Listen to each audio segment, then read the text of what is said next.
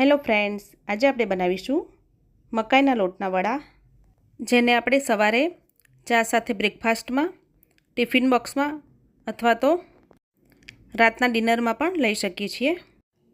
તો જેના માટે 2 કપ પીળી મકાઈનો લોટ લઈશું.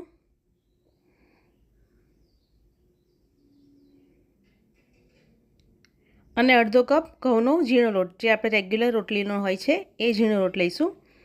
હવે એક બાઉલમાં અડધો કપ દહીં લઈશું અને 3 ચમચી જેટલો ગોળ લઈશું.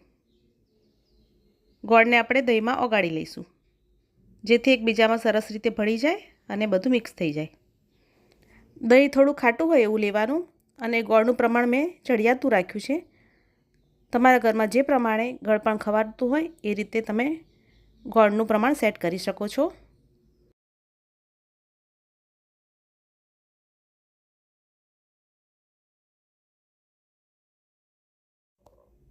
તો હવે આ ગોળ અને દહીંનું મિશ્રણ તૈયાર છે.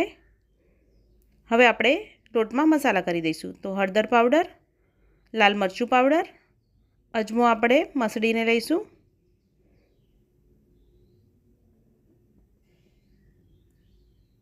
તલ,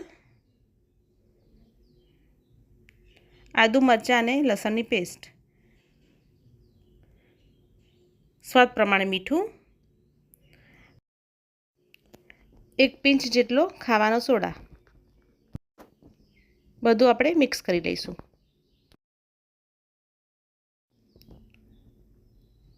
તો હવે આ બધું મિક્સ થઈને તૈયાર છે. હવે આપણે તેમાં કોથમીર ઉમેરીશું. કોથમીર ઉમેરીને પણ બધું મિક્સ કરી લઈશું. હવે આપણે તેમાં 3 ચમચી જેટલું તેલ ઉમેરીશું મોણ માટે. તેલ ઉમેરીને આપણે બધું સરસ રીતે મોઈ લઈશું.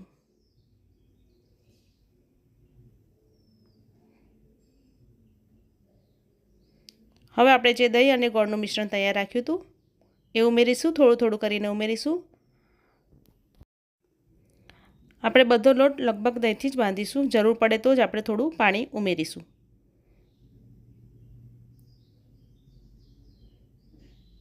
હવે જે વધ્યું છે દહીં એ પણ આપણે લોટ બાંધવામાં લઈ લઈશું.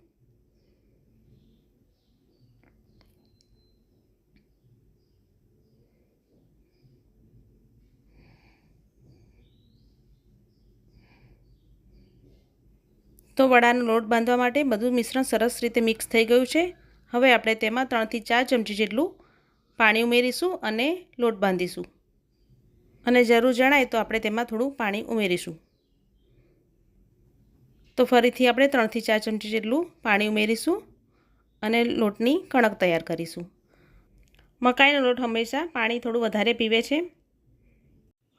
ટોટલ થઈને અડધો કપ દહીં અને અડધો કપ પાણીથી આપણો લોટ બંધાઈ ગયો છે. લોટને આપણે 15 થી 20 મિનિટ માટે ઢાંકીને રેસ્ટ કરવા માટે મૂકીશું. 20 મિનિટ પછી લોટમાં આપણે 1 ચમચી જેટલું તેલ ઉમેરી અને લોટની કણકને વ્યવસ્થિત રીતે મસળીને કેળવી લઈશું. હવે આપણે લોટમાંથી વડા બનાવવા માટે લુવા તૈયાર કરીશું.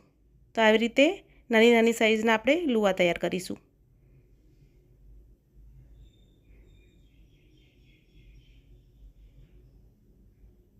તો બધા લુવા બનીને તૈયાર છે. હવે આપણે એક હથેળી પર થોડું તેલ લઈશું અને લુવામાંથી ગોળ ગોળ આપણે બોલ તૈયાર કરીશું.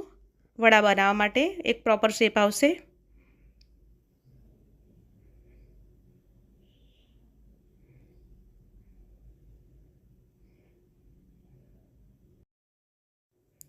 તો બધા બોલ વળાઈ ગયા છે. હવે આપણે વડાને થેપવાની તૈયારી કરીશું. તો જેના માટે એક બટર પેપર લઈશું.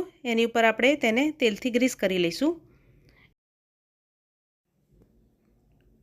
તો બહુ જાડા નહીં અને બહુ વધારે પતલા નહીં, એ રીતે આપણે વડા થેપીને તૈયાર કરીશું. આટલી સાઈઝના આપણે વડા તૈયાર કરીશું. તો હવે વડાને તળી લઈશું. તો પહેલેથી મેં તેલ ગરમ કરવા માટે મૂકી દીધું હતું. ગેસની મીડિયમ ફ્લેમ પર આપણે વડાને તળીશું. મેથીની ભાજીના બાજરીના વડા આપણી ચેનલમાં છે, જેની લિંક ડિસ્ક્રિપ્શન બોક્સમાં આપી દઈશ, જેને તમે જોઈ શકશો. તો ફેરવતા જવાનું છે અને વડાને તળતું જવાનું છે. રેસીપી દરમિયાન હું રિક્વેસ્ટ કરીશ કે મારી રેસીપી જો તમને પસંદ આવતી હોય તો મારી ચેનલ ટેસ્ટ ઓફ વેજી ફૂડને લાઇક, શેર અને સબસ્ક્રાઈબ ચોક્કસથી કરજો. તો આ રીતે થોડા ડાર્ક કલરના આપણે વડાને તળીશું. તો હવે આ વડા તળાઈ ગયા છે. હવે આપણે તેલમાંથી તેને બહાર કાઢી લઈશું. તો બધા વડા તળાઈને તૈયાર છે. તો આપણા વડા પણ બનીને તૈયાર છે. તમે જોઈ શકો છો એકદમ સરસ યમ્મી ટેસ્ટી આપણા વડા તૈયાર થયા છે. તો તૈયાર છે મકાઈના લોટના વડા.